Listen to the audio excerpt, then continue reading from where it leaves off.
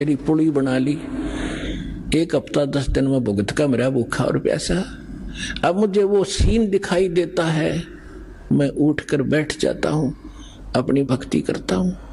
तो यहाँ परमात्मा कहते हैं सुखदेव ने 84 भक्ति, वो साधना करते करते सुखदेव जैसे ऋषि जो साधना तुम कर रहे थे जिन भगवानों की, उन पूजाओं को करते करते सुखदेव जैसे महर्षि भी 84 लाख योनियों में कष्ट उठा रहे हैं। और आपकी क्या औकात है, तेरी क्या बुनियाद बनानी। छोटी मोटी मंदिर में घंटी मार के और जय गणेश देवा करके तू पार हो जाएगा या इस संकट से पार हो जाएगा। तो पेंडा पंथ पकड़े, वो पेंडा यानी मार्ग, पैडा वे ऑफ वर्शिप, पूजा क्या वो मार्ग, वो रास्ता ग्रहण कर। कौन सा? जो हम बताने आए हैं, जिससे तेरा यहाँ भी सुख हो और परलोक भी सुधरे।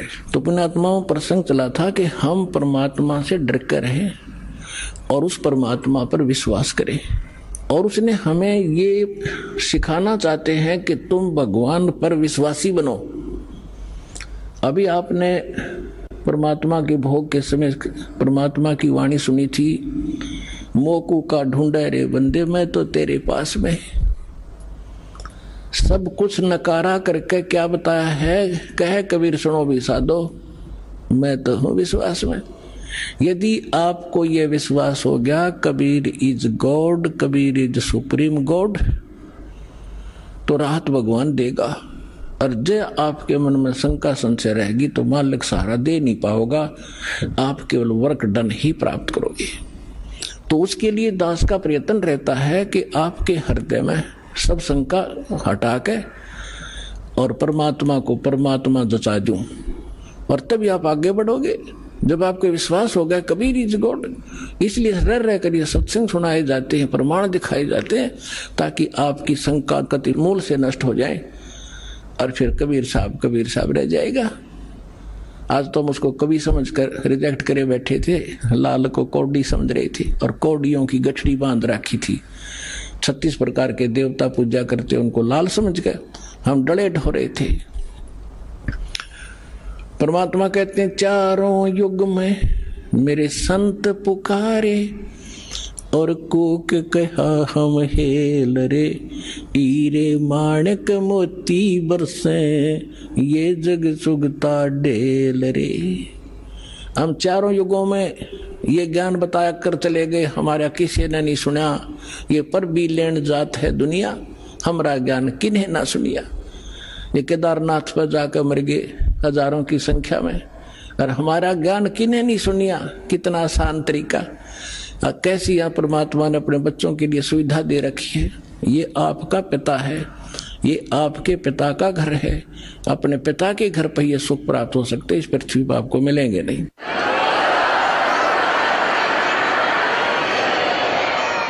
तो प्रसंग चल रहा है, परमात्मा ये सिद्ध करना चाहते थे। परमेश्वर कबीर साहब जी एक झोपड़ी रहा करते थे, कपड़ा बुना करते थे, और कपड़े की बुनाई की जो मेहनताना आता था उसी से अपना परिवार पोषण करके दिखाते थे। परमात्मा का अपना कोई निजी परिवार नहीं था, उसका तो सारी सृष्टि परिवार है। उनका पत्नी नहीं थी, 2 बच्चे आपको बताया था, सत्संग में बहुत बार बताता है दास। लड़का एक लड़की, किसी की फड़क निकालने के लिए वह जीवित करे थे, और वो बच्चे फिर अपने बेटा बेटी रूप में रखे थे। 2 माता पिता थे, मुंह बोले, जन्म नहीं था उनसे मालिक का, वो निसंतान थे। कमल के फूल पर परमात्मा सतलोक से आकर विराजमान हुए थे, एक शिशु रूप धारण करके वहां से उठा ले गए थे। तो वो सब लीला करते हुए युवा हुए तो दुल्हे का काम करने लगे, धान कहलाए। परमात्मा कहते मात पिता मेरे कुछ नाही, ना मेरे गरदासी, हर दुल्हे का पुत्र आण को आया, जगत करे मेरी ऐसी है। तो परमात्मा उस समय ये ज्ञान दिया करते थे, और साथ में ये एक रिहर्सल, एक एग्जाम्पल कोड करके चले गए कि संसार में मेरे तो निर्धन कोई नहीं हो सकता, और निर्धन होकर भी नीत साबित रखे। जैसे दास ने बताया था कि आपको यहाँ बुलाने का उद्देश्य है कि आपको सब क्रियाओं से परिचित कराऊं, परमात्मा के लाभ को प्राप्त लेने की विधि आपके हृदय में जचाऊं, ताकि आपकी नीत साबित हो, दान करने की नीत बने। और धर्म दान करे बिना उभर नहीं सकते आप। जैसे दास ने कहा था कि किसान ने बीज बो दिया और खाद पानी डालिया नहीं तो सफल नहीं हो सकता। ओनली केवल मंत्र देने मात्र थे आप सफल नहीं होगे। इसमें खाद पानी है, ये तो बीज है, मंत्र जो तीनों मंत्र है, और इसमें ये पांचों यज्ञ समझो खाद पानी है, तो ये प्रॉपर डालने पड़ेंगे। जैसे दास आपको गाइडलाइन बताता है परमात्मा की बताई हुई, तब आपकी भक्ति रूपी फसल पूरी होगी। तो उसके लिए परमात्मा भी यही क्रिया कराया करते हैं। जितना मेहनताना मिलता अपने निर्वाह के योग्य रख के बाकी को भंडारा धर्म में लगा दिया करते थे। कहीं सत्संग करने लग जाते वहां भंडारा कर देते थे। अब परमात्मा साथ साथ एक तत्वदर्शी संत की भूमिका भी कराया करें, वो उनके विधान में है, उनकी लीला में है। तो ये ज्ञान सुनाया करते थे जो दास आपको बता रहा है कि तीन देव की जो करते भक्ति, उनकी कदे ना हो वह मुक्ति। जो भक्ति करते नहीं वो अपना जीवन नाश कर रहे हैं, और जो शास्त्र विरुद्ध साधना कर रहे हैं ब्रह्मा विष्णु महेश तक की, वो भी अपना जीवन नाश कर रहे हैं। ब्रह्म तक की साधना करने वाले भी अपना जीवन नाश कर रहे हैं। केवल परम अक्षर ब्रह्म, उस पूर्ण परमात्मा की भक्ति से मोक्ष होता है। तो इसलिए परमात्मा कहा करते थे, जिस कारण से हमारे धर्मगुरु हिंदू और मुसलमानों के दोनों नाराज हो गए। उन्होंने हर तरह से ज्ञान से भी पराजित कर दिया दाता ने उनको। उन्होंने उनके साथ जुल्म ढाई कर उनसे मरे नहीं, हार कर वो थक गए। उन्होंने क्या स्कीम बनाई, उससे पहले सिकंदर लोधी उनका शेष हो चुका था, दिल्ली का सम्राट। उन्होंने क्या स्कीम बनाई कि एक बार सब ने इकट्ठा होकर कि इसकी बेइज्जती कर दो। वैसे तो काबू आ नहीं रहा, यहाँ से भाग जा काशी से, किसी तरह हमारा पीछा छूटा है, हमारी तो रोजी रोटी बंद करवा दी इसने। तो उन्होंने झूठी चिट्ठियां डाल दी सब आश्रम वालों के पास कि भाई कबीर नाम का एक व्यक्ति है, सेठ है, और वो काशी में रहता है इस कॉलोनी में, और ऐसे ऐसे 3 दिन तक भंडारा करेगा। सब आमंत्रित हैं। और साथ में एक और लिख दिया कि 1 असरफी यानी 10 ग्राम सोना, और साथ में 1 दोहर यानी बहुत बढ़िया कंबल टाइप होता था पहले, दौर बोले आते उससे, वो प्रत्येक खाने के बाद दक्षिणा में दी जाएगी। तो ये साधु संत बेचारे इसे पेट भर होया करते। इन सब चेले श्रृंगार लिए, चलो लुल्ला लंगड़ा था बिठा लिया गया आश्रम में जो बैठा था आंधा काना कि सारे चलो, प्रत्येक खाने के बाद 1 असरफी मिल जाएगी, 1 दौर मिल जाएगी, और वो अपने जो उनका हेड मुखिया उसके पास जमा होती, फिर वो चीज से उसको देते और बढ़िया भोजन मिलेगा। तो कहते हैं 18 लाख आदमी आगे, ये साधु संत फकीर सारे गिरीपुरी सब मंडलेश्वर। अब सुबह सुबह रविदास जी और कबीर साहब तकरीबन इकट्ठे रहते थे सारा दिन लगभग। तो सुबह सुबह रविदास जी घर से उठे, देखा बाहर मेला भर रहा। भाई पूछा कहाँ से आए हो तुम, कौन हो, क्या फंक्शन है आज तुम्हारा यहाँ इकट्ठा होने का। तो वो बाबा लोग कहते हैं कि काशी वाले तुम कौन सी दुनिया में रहते हो, तुम्हें पता नहीं, हम इतनी दूर से आ गए कि यहाँ कबीर नाम का कोई सेठ है, और ऐसी उस कॉलोनी में रहता, जुलाहों वाली कॉलोनी के पास। नीरू का पुत्र है, उसमें पूरी डिटेल बता रहा कि कितने ब्रह्मराज जा किसी गए, और उसने भंडारा कर रखा 3 दिन का, और साथ में ऐसा ऐसा लिखा है। और तुमको पता नहीं बनारस के बनारस में। अब रविदास जी तो समझ गए कि किसी ढीठ आदमी की बकवाद है, राज तो नाश पीट दिया इसने, दुनिया आ गई निरी। रविदास जी पहुंचे परमात्मा वाली झोपड़ी में और कहने लगे महाराज जी आज तो नाश हो गया, काशी छूटेगी। क्या हुआ बताते हैं कि किसी ने झूठी चिट्ठी लिख रखी आपके नाम तो है, और न्यू लिख रखा है 18 लाख आदमी आगे हैं, और न्यू लिख रखा है कि 1 असरफी देगा, प्रत्येक खाने के बाद 1 दौर दक्षिणा मिलेगी। इस लालच में गिनती नहीं होती, इतने आ रहे हैं। परमात्मा बोले रविदास एक कुंडी लाले भीतर थे और बैठ जा, आप जावाएं को नहीं, आप चले जाएंगे टक्कर मार के। रविदास जी बैठ के ने बोला भक्ति करे, आपत्ति में भगवान याद करना चाहिए, मैं भी माला जपू और तो भी बैठ जाए, आप भी बैठो। अब परमात्मा वहां बैठे, रविदास जी ने देखे माला जपे हैं और परमात्मा पहुंचे सतलोक में। वहां से फोन कर दिया कि मां रहा हूं, तैयार करो फटाफट। सतलोक से उन्हीं आत्माओं से 9 लाख तो बैल बनाए और उनके ऊपर बना बना भोजन, जलेबी, कचौड़ी, पकौड़ी, हलवे, पूरी, वहां तो सदा नौका नूर है बना और लाद के 1 सेकंड में पहुंच गए वहां। गंगा के परले पास से खड़े हो गए आके, दुख खुदड़ो तू बोल और फिर गंगा से आगे आना था। गंगा इतनी फुल स्विम पर चल रही थी, एकदम पानी 1.5 फुट हो गया। दुनिया देख रहा इतनी एकदम डाउनफॉल, गंगा में पहली बार देख रहे हम, जल नीचे उतर गया। तो उधर से क्या देख रहे हैं, घाट में का नर्रे बैल आने लग रहे हैं, सब देखें खड़े हो कर ये कौन आ गया। और दूसरा रूप बना लिया परमात्मा ने और केशव नाम बताया अपना, एक व्यापारी का।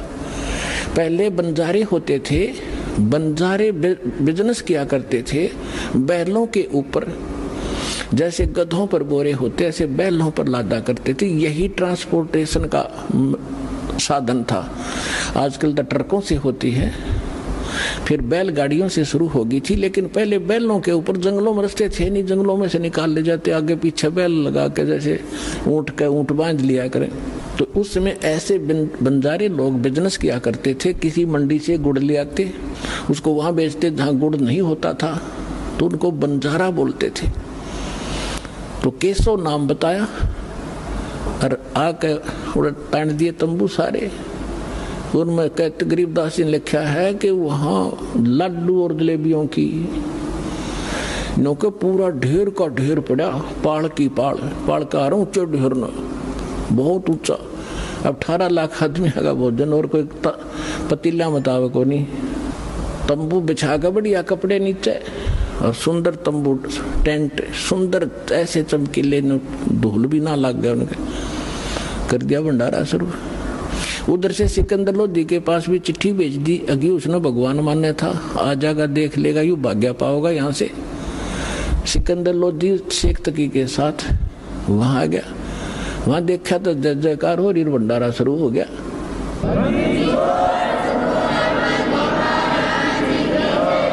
अब शेख तकी की तमाशी मर गई, पेट पकड़ के बैठ गया। उतने सोच कहा था कि आज पता लग जाए सिकंदर लोधी ने, इसने अल्लाह का करता यू। और जब देखा कि ये भंडारा कौन कर रहा, पूछा किसी से पूछा तो पता लगा कि यहाँ केशव नाम का व्यक्ति बैठा है। न्यू कहे मैं उसका पगड़ी बदल यार हूँ, गरीब कबीर का, मैं कबीर जी का पगड़ी बदल मित्र हूँ। और राजा ने जो पूछा कि आप कौन हो, कि केशव नाम है मेरा।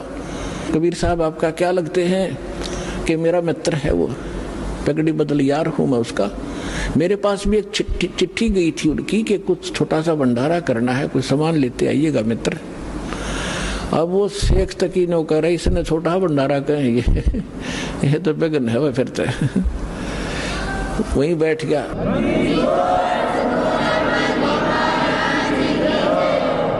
फिर सिकंदर लोधी ने तो दर्शन करने थे अपने परम पिता के, तो उससे पूछा कि भगवान कहाँ है, कबीर साहब कहाँ है। केशव से पूछा, केशव ने कहा उनका दास तो बैठा है, उनको क्या आवश्यकता है की, मौज आएंगे जब आ जाएंगे, मर्जी के मालिक है वो। तो सिकंदर लोधी ने सोचा भाई इतनी दूर आया हूँ, पहले दर्शन करूं। उनकी झोपड़ी पता करके वहां पहुंचे, साथ में अंगरक्षक हाथी पर बैठ कर गए। तो जाके नीचे उतर के सिकंदर लोधी ने दरवाजा खटखटाया। रविदास जी कहने लगे महाराज जी तो आगे दिखे। वो आगे दिखे, वहां से चलकर ढूंढ ली झोपड़ी अपनी। कबीर साहब बोले बोला मत, पीटन दे कवाड़े ने। तब सिकंदर लोधी ने कहा कि हे भगवान, हे अल्लाह के रूप, दरवाजा खोलो। परमात्मा बोले, वो तो जाने थे, पता था। फिर ने कहा कि मैं, परमात्मा ने बोला कौन है भाई तू? कि मैं आपका दास हूँ, सिकंदर दिल्ली से आया हूँ, एक बार दरवाजा खोलो परवरदिगार। परमात्मा बोले नहीं राजन, मैं तो बस इंतजार कर रहा हूँ कि कब दिन सूर्य अस्त हो, अपने परिवार ने लेकर भागूंगा यहाँ से, ये मुझे जीने नहीं दे रहे।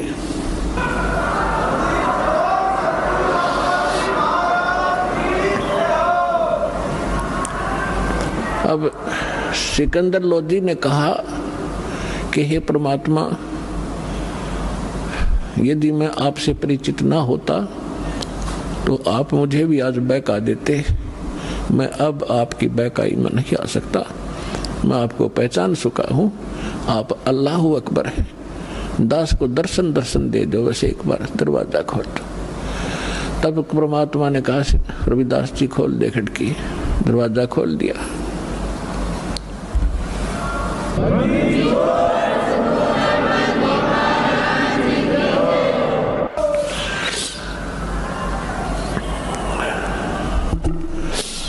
सिकंदर लोधी ने दंडवत प्रणाम किया दिल्ली के सम्राट ने और कहा, परवरदिगार, आपने कैसे रंग लगा रखे हैं, आपकी जय जयकार हो रही है, ऐसा भोजन सब खा रहे हैं, कैसा भंडारा कभी देखा ना सुना।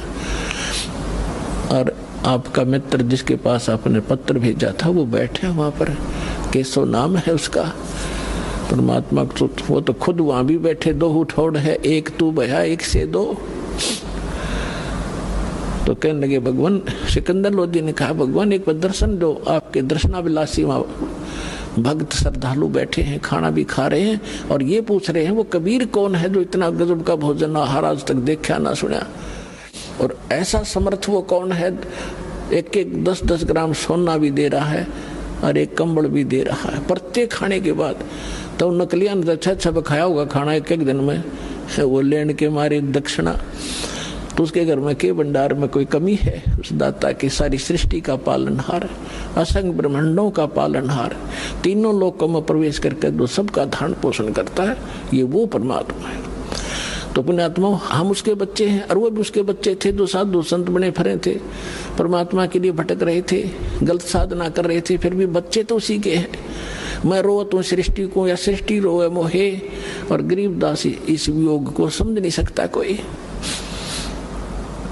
तो उनको भोजन खिलाना था सतलोक का लाके, बहाना उन दुष्टों ने बनाना था, उनकी फड़क निकालनी थी, अपनी सामर्थ्य को, अपनी समर्थता दिखानी थी। आज दास के गुण गाता, जो पहले आकर भगवान वाले काम ना करके जाते तो जाता। तो सिकंदर लोधी ने कहा कि आपके दर्शन करना चाहते हैं सभी के सभी। तो परमात्मा जब कुटिया से बाहर निकले, जैसा सतलोक में उनके सिर पे मुकुट है, ऐसा मुकुट आकाश से आया और ऐसे सिर पे रखा गया। आकाश से फूल बरसने लगे।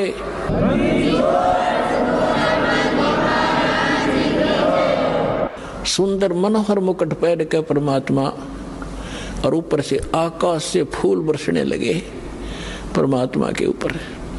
सिकंदर लोधी ने अपने हाथी पर बैठाया, अपनी अंबारी में, साथ में रविदास जी। कबीर साहब बोले आजा भाई मित्र तू भी।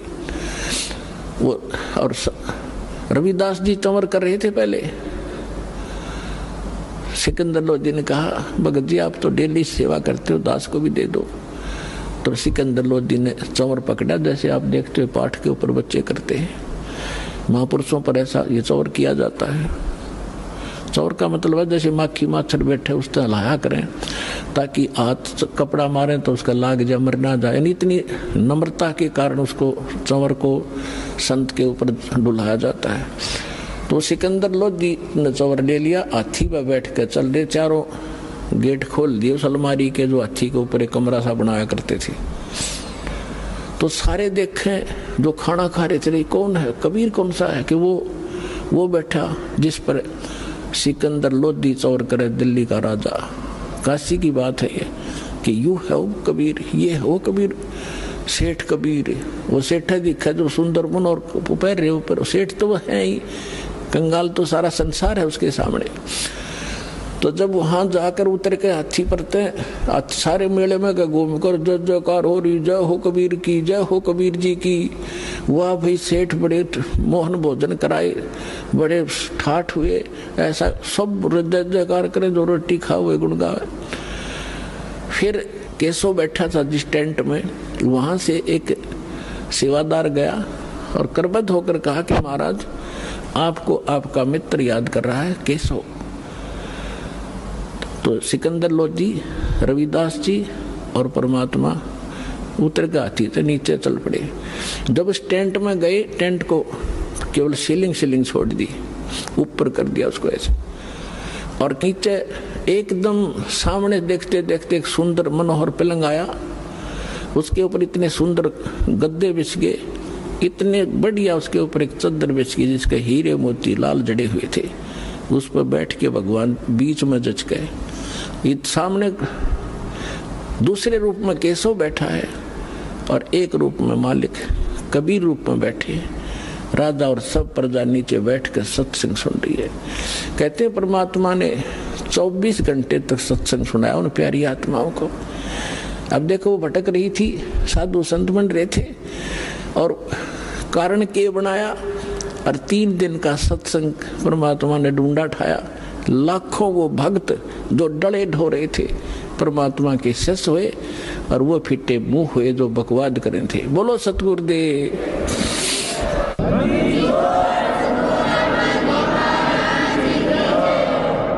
ये बहुत लंबी वार्ता है, कभी फिर समय आने पर। अभी तो दास आपको सदग्रंथों से ये प्रूव कर रहा था कि भगवान कौन है। जैसे पहले आप सेट हो रहे थे, कृष्ण जी भगवान, श्री रामचंद्र जी भगवान, शंकर जी भगवान, गणेश जी भगवान, तो आपको कोई भी उनकी कथा कहीं खड़ा होकर सुनावा था तो आप सारे शांत होते थे और स्वीकार होती थी, सब कुछ सही मानते थे, तो नो प्रॉब्लम थी। और जब इस दास ने यथार्थ कथा शुरू की तो कितना विरोध हुआ। कहते दास जान या मेरे साथ उस समय से संघर्ष करते हुए आपके भाई बहन चल रहे हैं, वो जानते हैं आप तक हम कैसे ही संदेश को पहुंचा पाए। जेल तक जाना पड़ा, 36 मुकदमे झूठे कर रखे हमारे ऊपर, लेकिन मालिक साथ है। एक दिन सब फिट्टे मुंह हो जाएंगे और सच्चाई ऊपर आओगी।